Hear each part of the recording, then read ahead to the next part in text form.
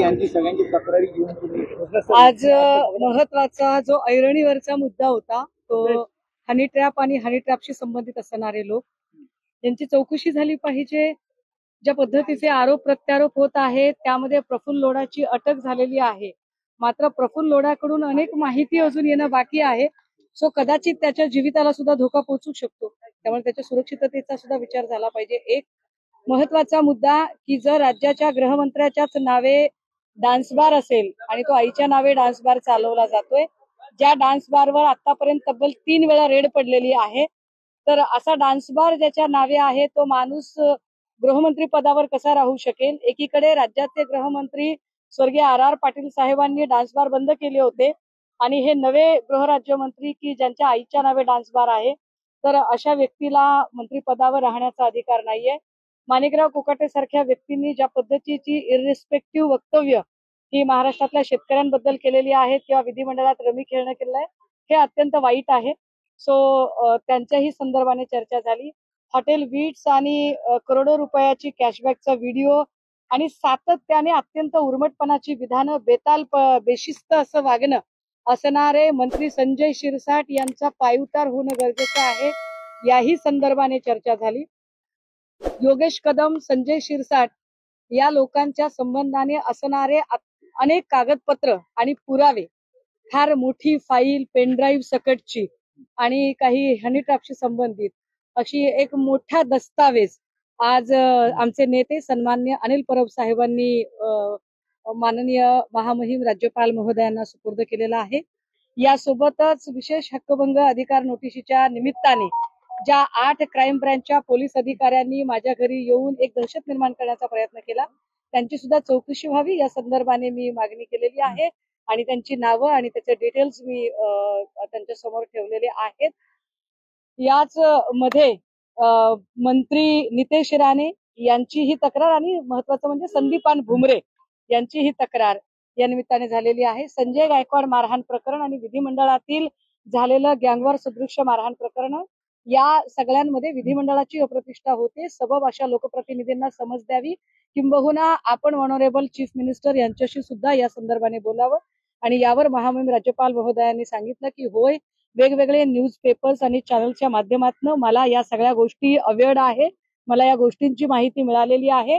निश्चितपणे महाराष्ट्राची गौरव गरिमा राखणे हे राज्यपाल म्हणून माझे सुद्धा कर्तव्य आहे आणि मी या संदर्भाने सन्माननीय मुख्यमंत्र्यांशी जे काही आपण रमी प्रकरण सांगताय किंवा डान्सबार प्रकरण सांगताय किंवा जे बेहिशोबी मालमत्ता शिरसाटचं प्रकरण सांगताय, या संबंधाने मी माननीय मुख्यमंत्र्यांशी मी यावर नक्कीच चर्चा करेल आणि मी आपल्याला अत्यंत गांभीर्यानं नमूद करेन की माझं त्यांच्याशी मुख्यमंत्र्यांशी एवढी यादी दिलेली आहे, त्यात राजीनामा कोणाचा मागितला? कारण एवढी मोठी यादी 7-8 जणांची आमचा राजीनामा क्रम जो प्रथम प्राधान्याने आहे तो आहे मंत्री योगेश कदम, मंत्री गिरीश महाजन, कारण हनी ट्रॅप आणि या सगळ्या संदर्भात वारंवार त्यांचं नाव येते, तर ते काय येतंय ते त्याचं स्पष्टीकरण अजून मिळत नाही, नेमकं काय त्याची चौकशी झाली पाहिजे, निष्पक्ष झाली पाहिजे।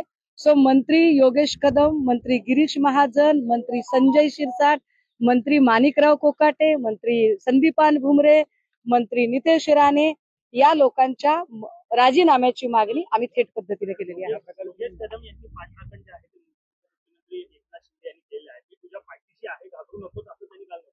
बघा, योगेश कदमांची पाठराखण करताना त्यांच्या वडिलांनी पण पाठराखण केल्याचं बघितलं, पण मी ते समजू शकते, आपला तो बबड्या असतो, त्यामुळे बबड्याच्या बाबाला वाटेल की बबड्या वाचला पाहिजे, पण बबड्या आणि बबड्याच्या बाबांनी जी तक्रार बबड्याच्या बाबाचे नेते असणाऱ्या शिंदे साहेबांकडे केली आहे, तर शिंदे साहेब ही हे जाणतात की या राज्यामध्ये डान्स बार बंद करण्यासाठी स्वर्गीय RR पाटील साहेबांनी काय मेहनत घेतली होती आणि गृहराज्यमंत्री पदाचा एक मोठा मैलाचा दगड त्यांनी रोवून ठेवलेला होता।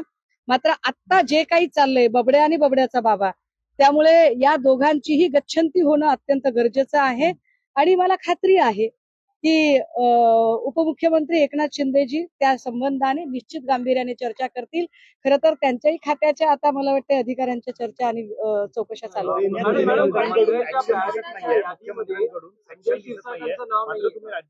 संजय शिरसाटांचं नाव मी 3 वेळा घेतलं। संजय शिरसाटांचं नाव हे आमच्या यादीमध्ये 3ऱ्या क्रमांकाचं नाव संजय शिरसाटांचंच आहे। पहिले योगेश कदम, दुसरे गिरीश महाजन, तिसरे संजय शिरसाट। घेतलेली आहे. वाटतं काय राज्यपालांकडून तुम्हाला न्याय मिळेल, राज्यपालांकडून न्याय मिळेल असं वाटतं समोर आलेलं आहे.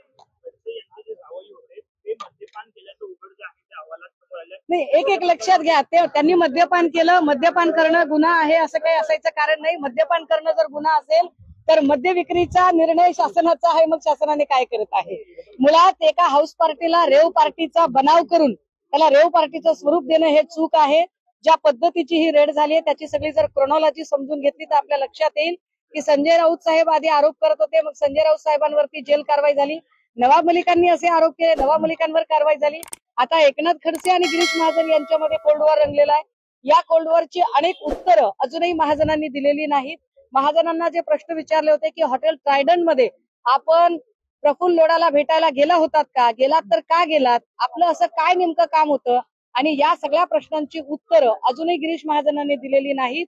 उलट पक्षी 4 दिवस मौन बाळगणाऱ्या गिरीश महाजनांनी काल ज्या तत्परतेने पत्रकार परिषद घेण्याचा प्रयत्न केला ते अत्यंत वाईट. महायुतीने प्लॅन बी तयार केला. महायुतीने प्लॅन बी तयार केला. प्लॅन बी मध्ये जर ठाकरे बंधू एकत्र आले तर महायुती काही महत्वाच्या महापालिकेच्या जागा एकत्र बघा, करतील. महायुती ही 24/7 राजकारणाचा विचार करणारी आहे. कालचा दिवस आमच्यासाठी राजकारणाचा विचार करणारा नाही, आमच्या नेत्याच्या वाढदिवसाचा होता. यामध्ये सन्मान्य मनसे प्रमुखांनी येऊन शुभेच्छा देणं हा एक दुग्ध शर्करा दुधात साखर पडण्याचा योग होता. कालचा सोहळा हा अत्यंत कौटुंबिक सोहळा होता. आम्ही त्याला पक्षीय राजकारणाच्या पलीकडे जाऊन बघतो.